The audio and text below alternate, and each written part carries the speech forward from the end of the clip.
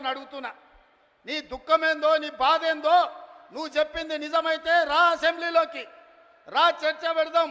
తారీఖు నిర్ణయించు చంద్రశేఖరరావు, ఏ రోజు చెప్తావో ఏ సమయం చెప్తావో ఆ రోజు అసెంబ్లీ పెడతా రా. నువ్వు ఓడితే ఇంట్లో పోయి బంతవా? రాహుల్ గాంధీని చూసి సిగ్గు తెచ్చుకో. 3 సార్లు ఓడిపోయినా ప్రతిపక్షం ఉండి కన్యాకుమారి నుంచి కశ్మీర్ వరకు 150 రోజులు 4000 కిలోమీటర్లు మండు టెండలో మంచు కొండలో పాదయాత్ర చేసి ప్రజలకు అందుబాటులో ఉన్నోడు అంటే బాధ్యతాయుతమైన ప్రతిపక్ష నాయకుడు. అధికారంలో ఉంటే దోసుకుంటా, ప్రతిపక్షంలో ఉంటే ఫామ్ హౌస్లో వండుకుంటా. ఇదా నీ విధానం? నిజంగానే ప్రజలు కష్టాలలో ఉంటే ఫామ్ హౌస్ల గాడిది పండ్లు దొంగతున్నావా? రా, ప్రజల్లోకి వచ్చి మాట్లాడు. ప్రతిపక్షంగా ఏం సూచన చేస్తావో చెయ్యి ప్రభుత్వానికి. మేము వినడానికి సిద్ధంగా ఉన్నాం.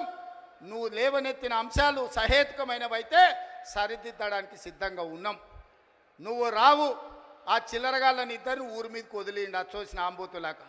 ఊర్లలో దేవుళ్ళకి వదులుతారు కదా దున్నపోతులని తెలుసు కదా, అది 7 చేనుల మేసి వచ్చినా ఏమానం.